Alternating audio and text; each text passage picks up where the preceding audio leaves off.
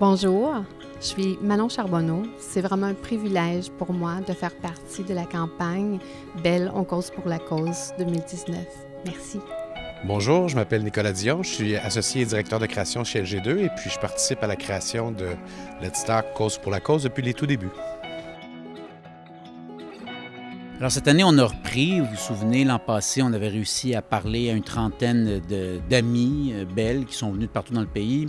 On les avait réunis ici pour les entendre, étendre leur histoire en radio, en télé et en web. On faisait souvent des témoignages et on faisait des portraits de tout le monde qu'on mettait dans des 30 secondes pour la télé. Et cette année... Et une grande campagne d'affichage aussi. Une grande campagne d'affichage. Et cette année, c'est la continuité. En fait, tout simplement, on a 5 autres personnes cette année qu'on va prendre et on va insérer dans nos publicités qu'on a déjà faites par le passé, donc dans les images à vignettes, en affichage et en radio. Et on fait quelques témoignages pour encore les testimonials qu'on dit en anglais.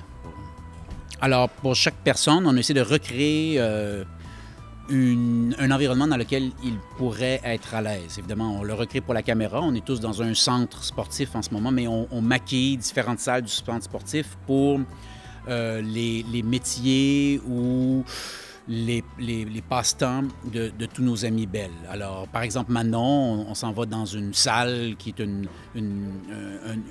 atrium qu'on transforme en bureau de psychiatre. Parce qu'elle est psychiatre. Parce qu'elle est psychiatre.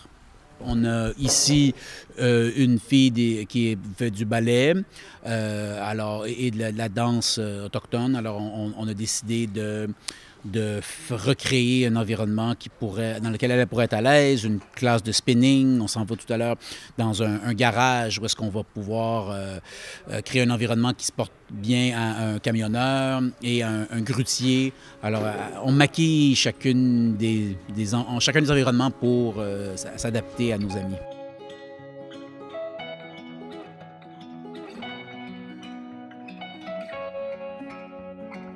Je suis médecin psychiatre et je travaille principalement avec les enfants, les adolescents et aussi environ la moitié de mon temps en psychiatrie adulte.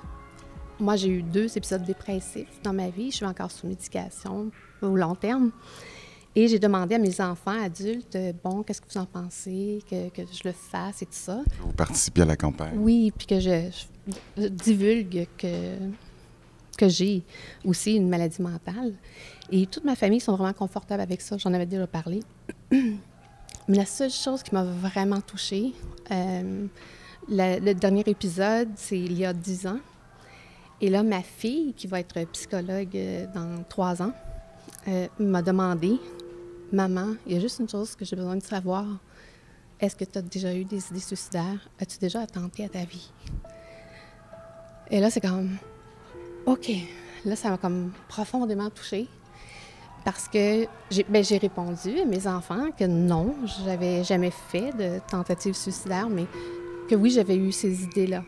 Et ça me touchait parce que comment expliquer à ceux qu'on aime qu'on a le goût de tout lâcher et de les quitter?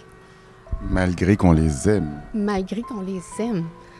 C'est une maladie. C'est une maladie et ça amène des distorsions cognitives. Donc, tu ne vois plus les choses de la même façon.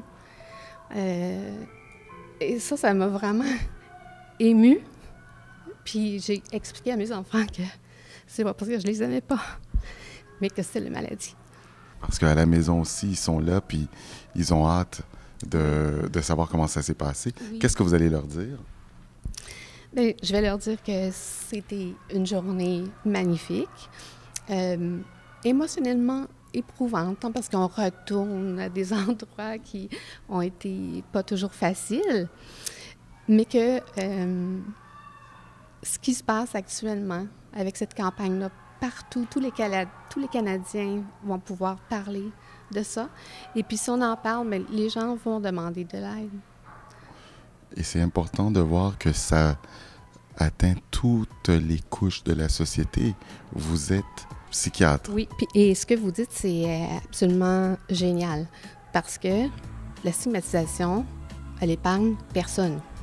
Personne.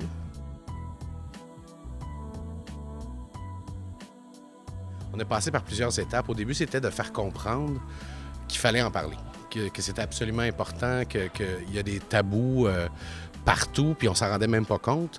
Au fur et à mesure des années, on est allé plus sur quoi faire, quoi dire, parce que c'est bien beau de dire il faut en parler, mais comment on en parle, quels mots on utilise, comment on est gentil, comment on va chercher de l'aide. Fait que les dernières années, ça a été aussi sur donner des moyens concrets aux Canadiens et aux Canadiennes de trouver de l'aide et d'en parler. Et en travaillant sur cette campagne, tu as vécu quelque chose de personnel que tu vas partager pour la première fois. Bien, partager pour la première fois à la caméra, en effet. Je me suis rendu compte moi-même, un dimanche soir, je vais m'en rappeler, j'ai eu une crise de larmes. Je me suis vidé de mon corps, ne pouvant pas comprendre comment j'allais rentrer le lundi matin. J'avais plus de force. Puis ce qui est drôle, c'est que je suis allé voir, bien sûr, au bureau, partout, tout le monde m'a épaulé. Puis je suis allé voir, même au médecin, la madame m'a dit, mais regardez ce pamphlet, regardez comment on reconnaît les signes. Puis je suis parti à rire, je dis, je l'ai écrit, ce pamphlet-là, je l'ai fait. Fait qu'heureusement, peut-être parce que j'ai baigné là-dedans depuis de nombreuses années, je l'ai pris à temps. Puis... Ce serait drôle de te retrouver sur un beau billboard sur la Peut-être l'année prochaine. Peut-être, je te promets que j'enlève ma tuque si on fait un billboard. La santé mentale touche tout le monde. Joignez-vous à la conversation.